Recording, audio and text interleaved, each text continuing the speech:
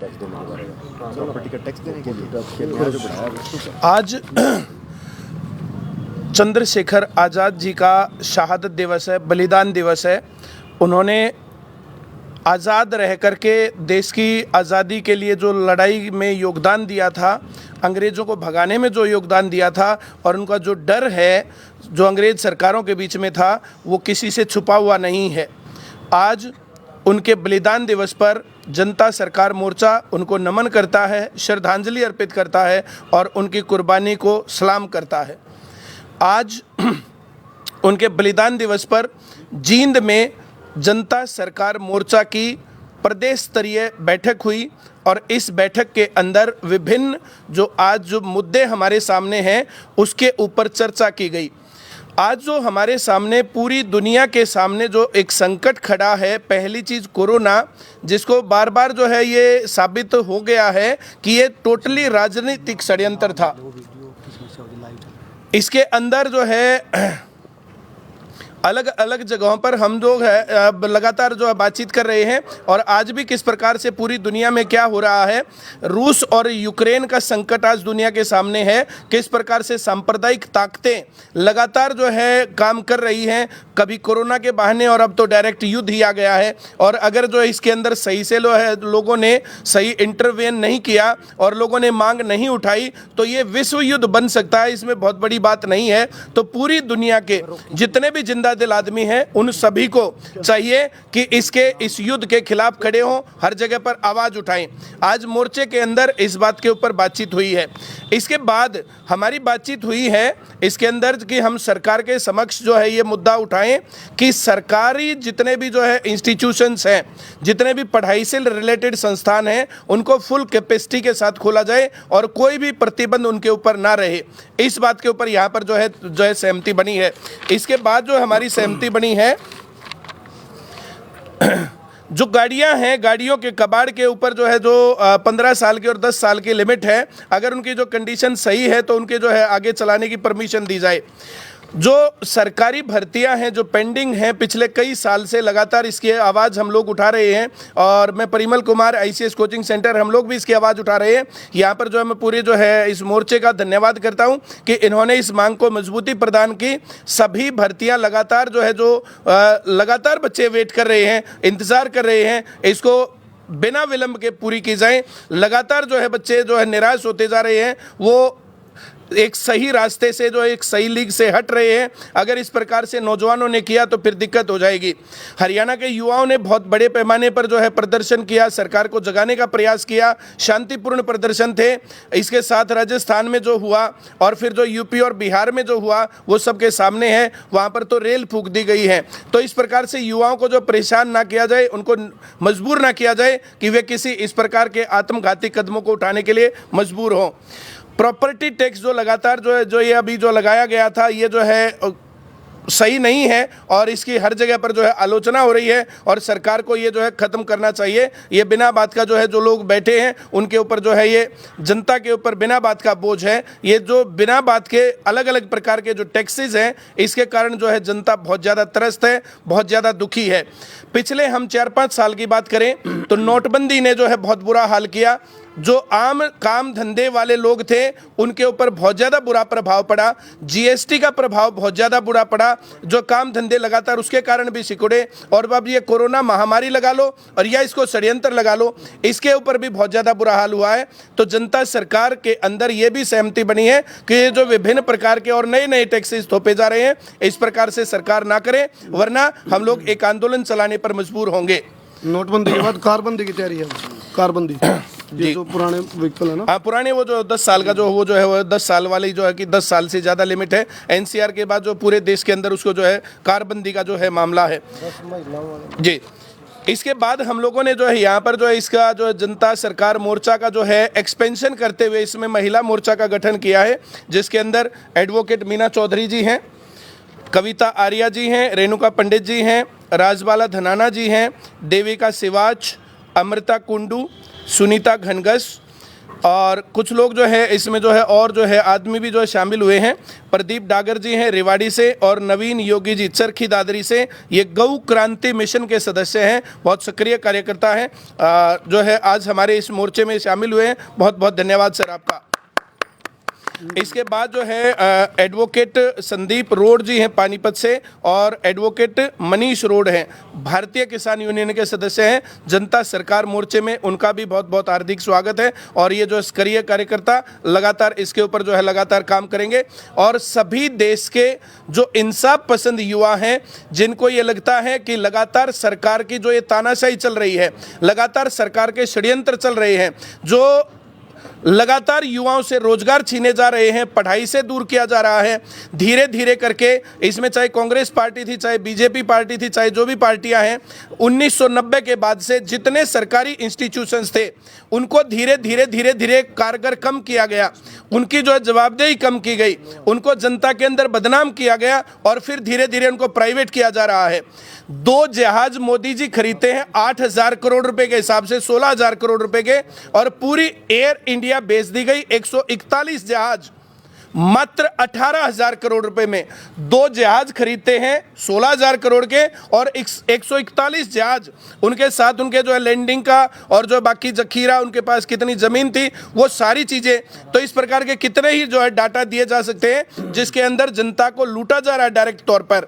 सरकार सिर्फ टैक्सेस बढ़ाने से काम नहीं चला सकती है, सरकार सिर्फ जो है जीएसटी का रेट बढ़ाने से काम नहीं चला सकती है। मैं जो है थोड़ा सा आज़ादी के आंदोलन के बारे में जो लोग पढ़ते हैं, जो इतिहास में पढ़ते हैं, उसके ऊपर 2 बातें करना चाहता हूं कि भारतीय काम धंधों, कुटीर उद्योगों और जो यहाँ पर जो उद्योग धंधे थे, यहाँ के जो है दस्त कारीगर थे, उन लोगों को अंग्रेजों ने बेरोजगार बनाने का काम किया टैक्स बढ़ा करके। उस टाइम पर जो अधिकतम टैक्स होता था वो 40% तक टैक्स होता था, लेकिन आज जीएसटी और इनकम टैक्स को मिलाएं तो ये 60-70% तक क्रॉस हो रहा है, जिसके कारण जो ये बात आसानी से समझी जा सकती है। जो बड़े बड़े लोग हैं वे अपने टैक्स चोरी कैसे करते हैं, कैसे मैनेजमेंट करते हैं, ये सब के सामने है, लेकिन इनके कारण छोटे लघु उद्योग, ये छोटे छोटे व्यापारी, ये सब तबाह है, इन सब के काम धंधे तबाह है।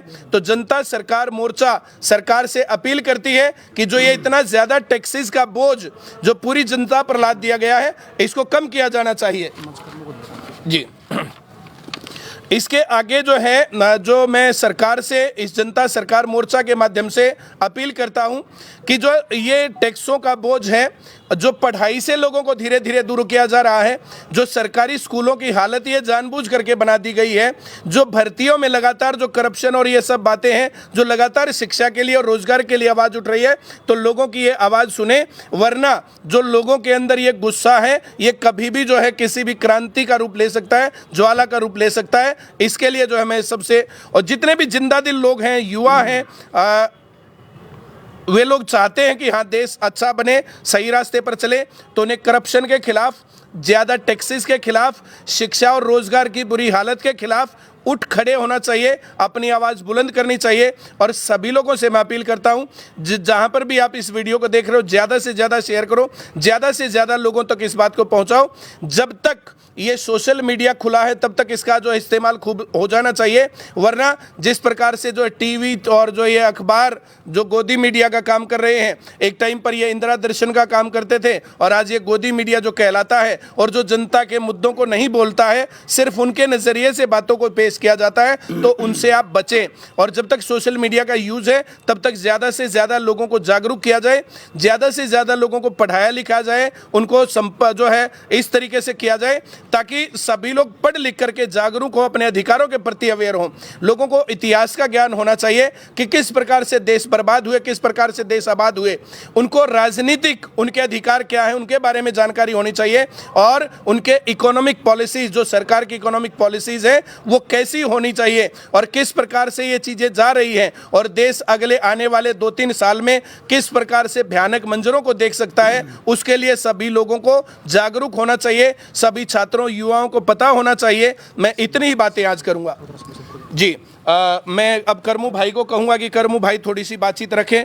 धन्यवाद परिमल जी। और सबसे पहले तो जितने भी दर्शक हमारे साथ जनता सरकार मोर्चा के साथ इस टाइम लाइव जुड़ रहे हैं, सबको पूरे मोर्चे की तरफ से शुभकामनाएं। मतलब इस जनता सरकार मोर्चा ने जो अलाइनमेंट ठीक करने के लिए एक रणनीति तैयार करी है, क्योंकि तकरीबन सारे सब्जेक्ट सारे टॉपिक हमने ले लिए हैं और जनता सरकार मोर्चा का उद्देश्य जो है, जो राजनीति वाले जिन हम रुके मर का, हालांकि मैं पत्रकारिता के साथ जर्नलिज्म के साथ साथ एक्टिविज्म भी कर रहा हूँ।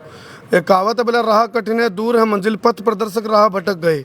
जो पथ के प्रदर्शक हैं वो खुद भटक गए हैं, तो उनको अलाइनमेंट उनकी ठीक करने का काम जनता सरकार मोर्चा करेगा।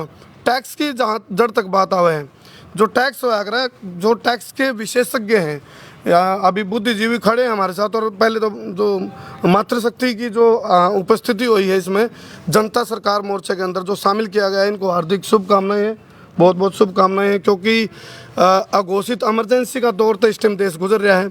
इस अघोषित इमरजेंसी में जो भी अपनी आहुति देगा, आने वाला जो मतलब पीढ़ी होंगी वो इस ढंग से याद रखेंगे। चूँकि एक जंगल में आग लग रही थी और सारे हाथी और शेर चीते भाज रहे थे, एक चिड़िया अपना चोंच में पानी लेकर उस जंगल की आग पर डाल दे, हाथी हंसी लगाने लग गया उसकी, ने बोले बोले बोली हो रही है चिड़िया, बोले तेरी चोंच का पानी तो आग बुझ जाएगी। वह बहुत सियाणी बात कहा, बोले इस चोंच के पानी से आग बुझे ना बुझे, लेकिन जब कल इतिहास लिखा जाओगा तो मैं कायरा में शामिल नहीं होती हूँ, यानी कि कायर नहीं बनना हमने। अन्याय ना करो ना सहो, अन्याय करना तो बड़ा पाप, अन्याय सहना है।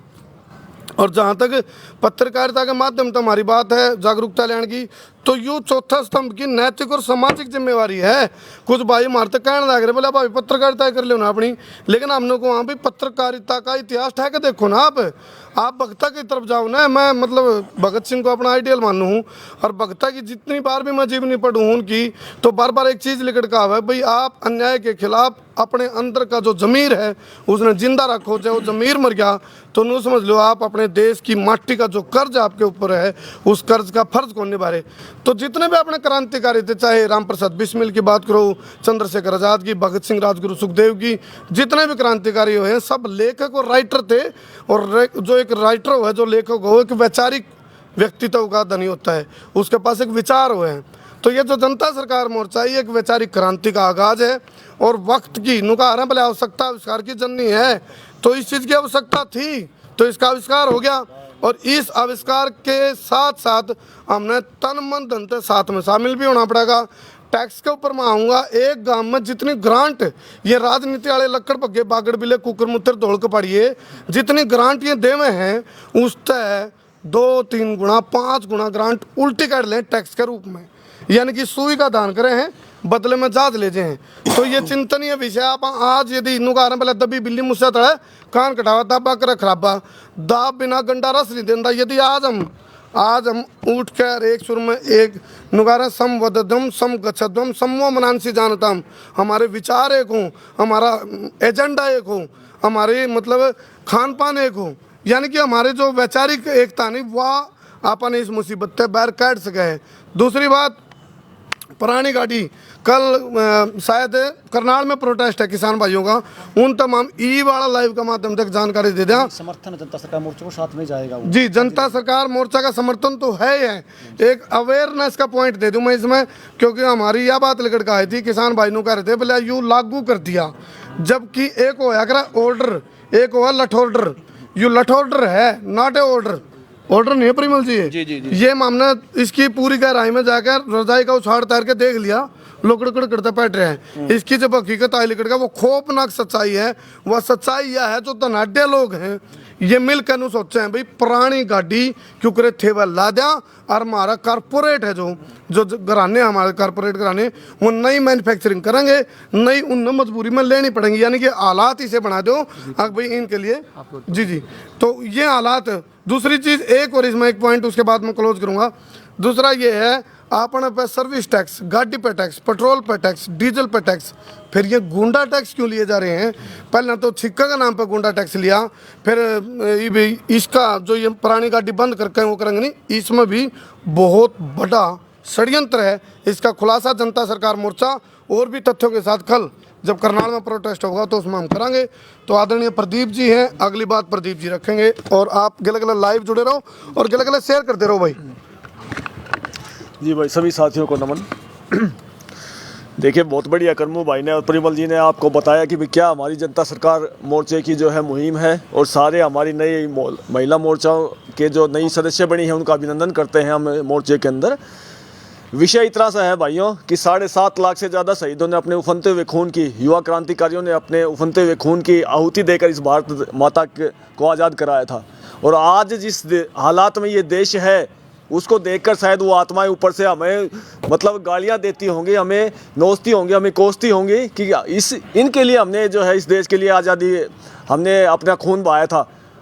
अगर ऐसा ही देश बनाना था तो शिक्षा की व्यवस्था कैसी है, चिकित्सा की व्यवस्था कैसी है, न्याय की व्यवस्था कैसी है, खेती की व्यवस्था कैसी है, हर तरफ जो है हाहाकार है, अधर्म फैला हुआ है, अधर्म चरम के ऊपर है। जैसा अभी करमू भाई ने बताया, निश्चित रूप से चारों तरफ जो है एक इमरजेंसी का माहौल है। ऐसे माहौल के अंदर जहाँ पे सांस लेना भी मुश्किल है, तो निश्चित रूप से जो हमारा ये जनता सरकार मोर्चा है, उन्हें हमारे जो शहीद थे उनकी आत्माएं जो हमें कोस रही हैं, नोच रही हैं, उनके सपनों का एक भारत बनाने का, निर्माण करने का हमारा एक लक्ष्य है, व्यवस्था परिवर्तन का हमारा लक्ष्य है, जिसमें न्यायपूर्वक शिक्षा हो, न्यायपूर्वक चिकित्सा हो, न्यायपूर्वक सुरक्षा हो, हर व्यक्ति को जो है उसका हक मिल सके, ऐसी एक व्यवस्था पूरे देश के अंदर स्थापित होनी चाहिए, ऐसा हमारा लक्ष्य है। और देखिए, चिकित्सा और शिक्षा ये दो ऐसे मुद्दे हैं जो निःशुल्क रूप से जो है प्रत्येक व्यक्ति को मिलनी चाहिए, क्योंकि शिक्षा के अंदर, शिक्षा अगर कभी भी पैसे से खरीदी जा सकेगी तो इस देश में कभी भी न्यायपूर्वक शिक्षा नहीं मिल सकती। सरकारी स्कूलों की हालत जो है कॉर्पोरेट वर्ल्ड ने ऐसी कर दी है कि आज सरकारी स्कूल के अंदर कोई जाके राजी नहीं, कोई व्यवस्था नहीं है। तो शिक्षा और चिकित्सा ये हमारी पुरजोर इस एक मांग रहेगी कि निश्चित रूप से हम हर व्यक्ति तक निःशुल्क रूप से समान न्यायपूर्वक जो है ये व्यवस्थाएं पहुंचनी चाहिए। उसके बगैर ये देश कभी तरक्की नहीं कर पाएगा, कभी भी आगे नहीं बढ़ पाएगा। और हमारे आने वाले जो समय के अंदर है, हर व्यक्ति की आवाज़ उठाई जाएगी मोर्चे के माध्यम से, चाहे कहीं पे भी न्याय हो, कहीं पे भी अधर्म होता हो, क्योंकि समय बहुत जा चुका है। इस देश के अंदर जो है पिछले 75 से 80 सालों के अंदर आज़ादी के बाद लगातार शोषण होता रहा है और आज भी वो हो रहा है। अगर इस आवाज़ को आज इस जनता ने, हमारे युवाओं ने नहीं उठाया तो निश्चित रूप से हमारा खून का पानी बन जाएगा, क्योंकि खून को जिंदा रखना है, अपनी आज़ादी को जिंदा रखना है, अपने स्वाभिमान को जिंदा रखना है, तो गलत को गलत कहना होगा, गलत की आवाज़ को उठाना होगा, अन्याय के खिलाफ खड़ा होना पड़ेगा, अधर्म के खिलाफ खड़ा होना पड़ेगा। उसके बगैर इस देश के अंदर या आप और हम कभी भी सुखपूर्वक, शांतिपूर्वक जीवन जी नहीं पाएंगे। महिलाओं के हाँ जी, आज ठीक है जी, आप सभी का धन्यवाद।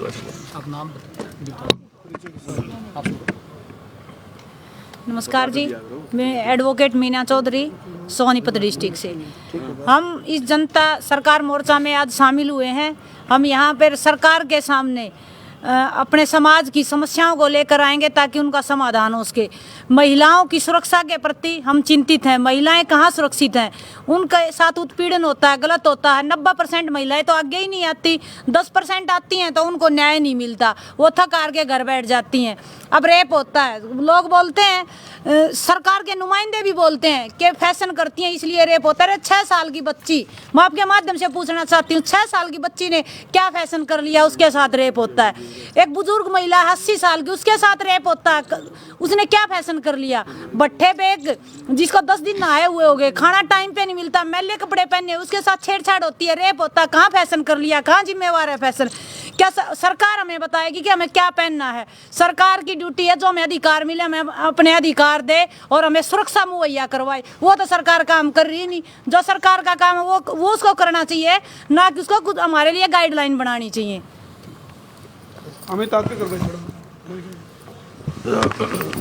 सबको नमस्कार भाई, मैं 84 खाप की महिला विंग की प्रधान हूँ।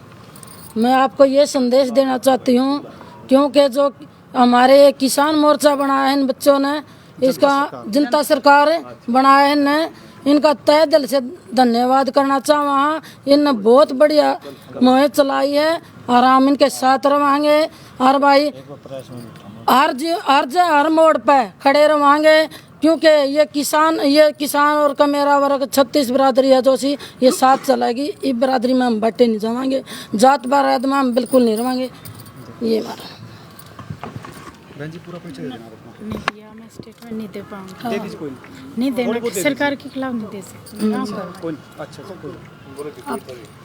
नमस्ते साथियों, देखिए, जो हमारा सरकार के साथ ही नहीं, मतलब जो सामाजिक मुद्दे हैं उनके ऊपर हमारी लड़ाई है और ये सामाजिक मुद्दों के ऊपर हम आगे भी लड़ते रहेंगे, पहले भी लड़ते रहे हैं। और आज की जो वर्तमान सरकार जो कहती है कि बेटी बचाओ बेटी पढ़ाओ, और बेटियां कहाँ सुरक्षित हैं, बेटियों के साथ क्या नहीं होता, मतलब सबसे ज़्यादा तो शराब को माध्यम से मतलब महिलाओं को, पुरुषों को इतनी भारी मात्रा में शराब पिलाई जाती है जिससे हमारी महिलाएं बहुत ज़्यादा परेशान हैं। घरों में उनके बच्चों को लिए खाना खाने के लिए नहीं है, लेकिन पुरुषों को शराब ज़रूर चाहिए होती है। और वो कहीं ना कहीं नाकामयाबी सरकार की है, क्योंकि सरकार शराब को इतना बढ़ावा दे रही है जिससे हमारी महिला शक्ति है वो कमज़ोर होती जा रही है, और ये महिलाओं को कमज़ोर करने का ही तरीका है।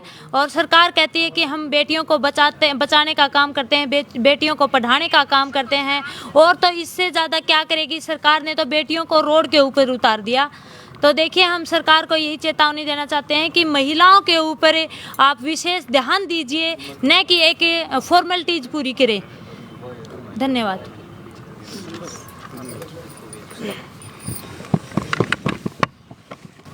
नमस्कार साथियों, मैं एडवोकेट संदीप रोड पानीपत से भारतीय किसान यूनियन का युवा महाप्रदेश सचिव।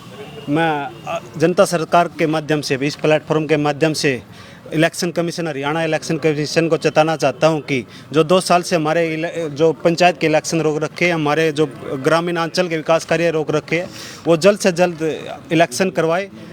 जो हमारे हाई कोर्ट में केस चला हुआ है उसमें कोई स्टे नहीं है, और हाई कोर्ट ने दिशा निर्देश साफ साफ दे रखे कि आप पुराने पैटर्न से इलेक्शन करा सकते हैं, परंतु जो चुनाव आयोग है वो सरकार के दबाव में काम कर रही है। सरकार गांव में घुस नहीं सकती, उससे बचते हुए और जो ग्रामीण क्षेत्र में पैसा लगाना चाहिए उसको बचाते हुए ये जो इलेक्शन कमीशन इसको बाधा बना हुआ है जो विकास कार्य में, हम उसको चेताना चाहते हैं। बार इसके जनता सरकार के माध्यम से वो चेत जाए और जल्द से जल्द इलेक्शन कराया जाए। धन्यवाद। उनका कुछ विकास भाई कुछ कहना चाहते हैं? नमस्कार साथियों, 2 छोटे छोटे जो महत्वपूर्ण बिंदु थे वो छूट गए थे, वो आपको बताने ज़रूरी हैं।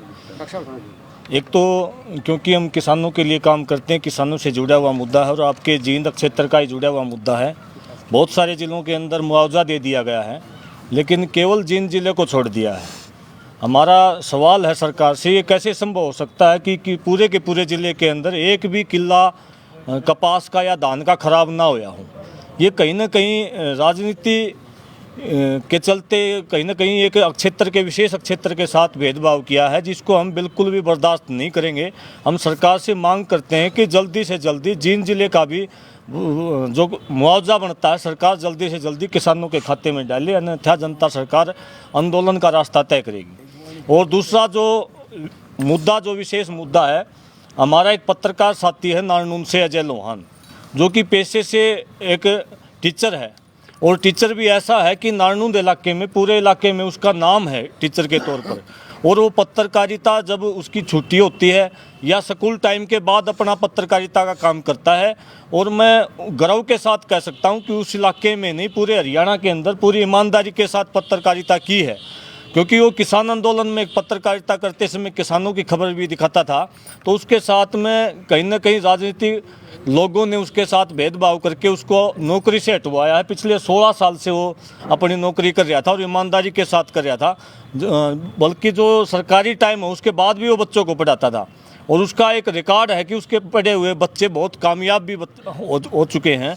तो हम जनता सरकार मोर्चे के माध्यम से हम सरकार से मांग करते हैं कि हमारा जो साथी है, पत्रकार साथी अजय लोहान, उसको जल्दी से जल्दी उसको बहाल किया जाए, अन्यथा हम आंदोलन करने के लिए मजबूर होंगे। और हम हर उस पत्रकार साथी के साथ भविष्य में भी खड़े मिलेंगे जो पत्रकार साथी सच के साथ है, सच की आवाज़ उठाता है।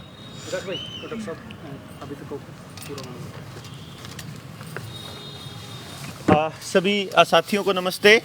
जैसा कि आपने पूरे जनता सरकार मोर्चा की बातों से आपको अंदाज़ा हो गया होगा कि समाज का एक भी वर्ग ऐसा नहीं है जिसको सरकार बर्बाद करने पे नहीं तुली हो।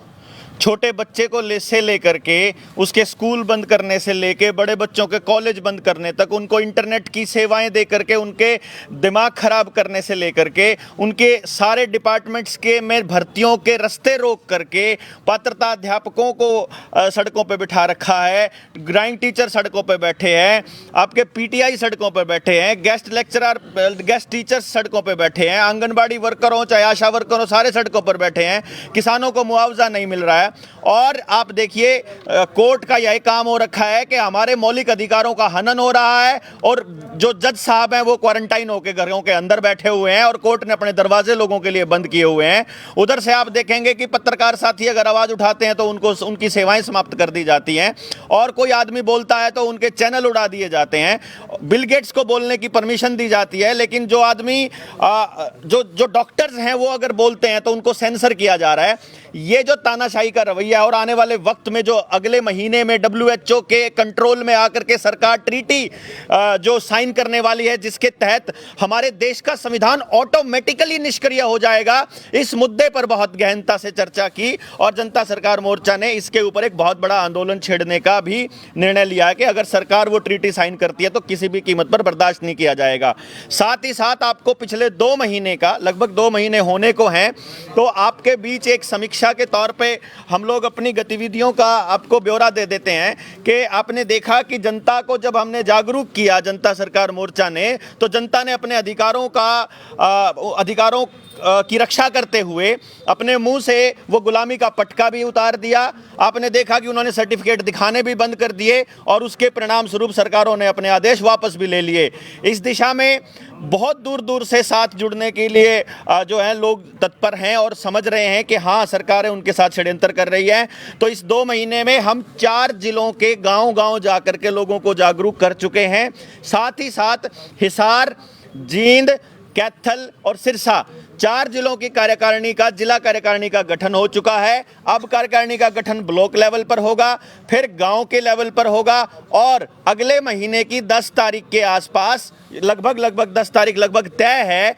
हम लोग पहला जो शेड्यूल तय कर रहे हैं ट्रेनिंग के लिए कि आरटीआई किस तरह से डालनी है, स्टूडेंट्स के क्या क्या अधिकार हैं, महिलाओं के क्या क्या अधिकार हैं, खेती को कैसे जहर मुक्त बनाना है, रसोई को कैसे इस तरह से तैयार करना है कि आपका बच्चा बहुत ज़्यादा डॉक्टरों के ऊपर डिपेंडेंट ना रहे, बीमारी से कैसे मुक्त करना है, एजुकेशन को खेती के साथ, समाज के साथ, गाँव के साथ कैसे जोड़ना है, ऐसी शिक्षा कैसे डेवलप की जाए कि 100% रोजगार उपलब्ध गाँव में और गाँव के आसपास ही हो जाए। तो इस तरह के तमाम मुद्दों के ऊपर उस शेड्यूल के अंदर ट्रेनिंग के अंदर जनता सरकार मोर्चा लोगों को जागरूक करने वाला है।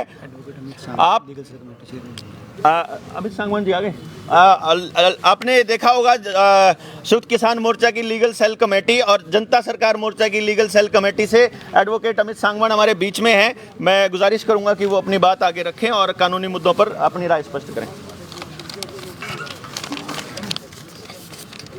जनता सरकार मोर्चा के तमाम पदाधिकारी, तमाम सदस्यों को नमस्कार और साथ में तमाम जितने भी पत्रकार बंधु हमारे आए हैं जो मीडिया की आवाज़ को बड़ी ही मजबूती के साथ उठाकर जिस तरीके से आज इस दौर में जहां मीडिया को लोकतंत्र का चौथा स्तंभ कहते हैं वहां पर मेन स्ट्रीम मीडिया आवाज़ ना उठाकर आप पत्रकार साथी अपना झोला लेकर आवाज़ उठा रहे हैं। सबसे पहले आपको बहुत बहुत बधाई और बहुत बहुत धन्यवाद। साथियों, जैसा कि मेरे से पूर्व तमाम वक्ताओं ने तमाम बातों का जिक्र किया है, जनता सरकार मोर्चा एक राजनीतिक मंच है। जिस तरीके से संयुक्त किसान मोर्चा किसानों की आवाज़ उठाने के लिए एक राजनीतिक मंच था जिसका काम मुख्य रूप से अलग अलग मुद्दों को डॉक्टर साहब ने डिस्क्राइब किया, अलग अलग हमारे वक्ताओं ने भी डिस्क्राइब किया, लेकिन मुख्य रूप से हमारा काम है कि लोकतंत्र और संविधान की जो बुनियादी भाषा हैं उनको बचाने का हमारी जवाबदारी बनती है। कहीं ना कहीं हमारी शिक्षा का आज एक फ्रूटफुल यूज़ करने का मतलब यही बनता है कि जो सपना भगत सिंह ने देखा था, जो सपना सर छोटू राम जी ने देखा था, जो सपना डॉक्टर भीमराव अम्बेडकर का था, उस सपने को के भारत को आज हमें फुलफिल करना है। मैं दिल्ली से आ रहा हूँ और दिल्ली में बहुत से साथियों की कॉल आ रही है इस बात के लिए कि यूक्रेन में हमारे बहुत से साथी फंसे हुए हैं।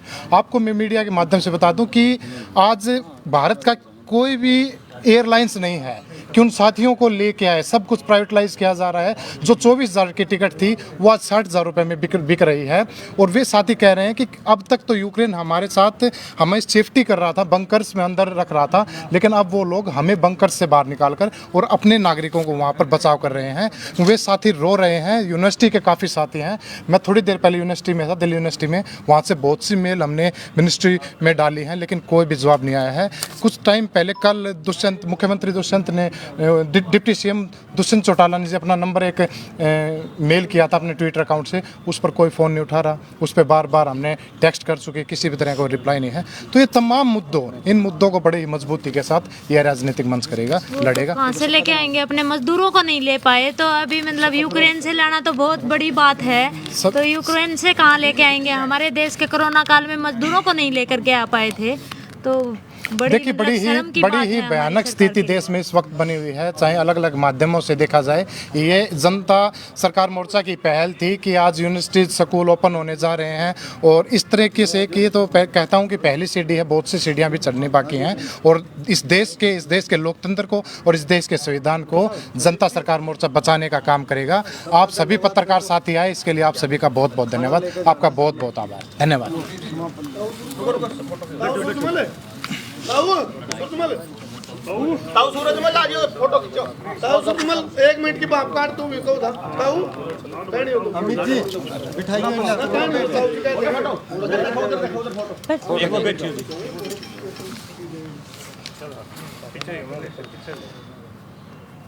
मोहित अंकल आ जाओ। ताऊ आप बोलो, उधर बैठ के। ताऊ 1-2 मिनट की बात काट। आ जाओ।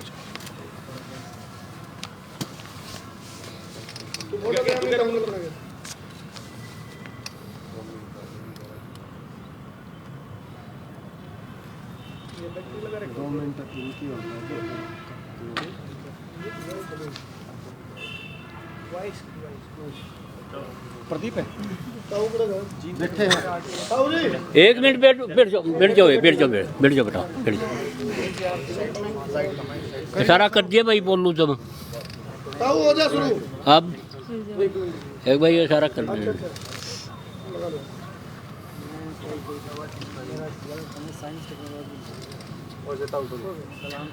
आज जो जनता इस मोर्चा का जो सरकार का मतलब गठन हुआ है जींद जिले में, इसका मैं भी एक सदस्य बना हूँ।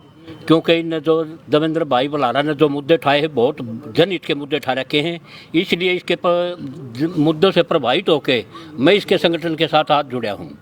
रही बात है इसकी टैक्स की, देखो एक किसी बुद्धिजीवी ने कहा था, राजा से पूछा था, मैं टैक्स तो जरूर लेना चाहिए, लेकिन इतना लेना चाहिए जितना मधुमुखी फूल से शहद लिया हुआ है। ये नहीं है वह मधुमुखी ने मार दे, मधुमुखी ने मार दी तो शहद कितना होगा। सरकार तो वो काम कर रही है जो टैक्स दे रहे होने को दूना मार रही है। इतना टैक्स थोड़ा है, हर चीज़ पर ऊपर टैक्स है। मत्स्य से लेकर आज तक कोई भी मध्यम मीडियम क्लास का कुछ भी खरीद रहे हो उसका ऊपर हर एक का ऊपर टैक्स है। रही बात जो मोटर व्हीकल एक्ट का जो ये लिया है कानून, ये बहुत खतरनाक कानून है। ये उन भाइयों के लिए भी है जो भारत जींद के अंदर 3 व्हीलर चलाते हैं, अपना उससे ही गुजारा करते हुए 3 व्हीलर से ही।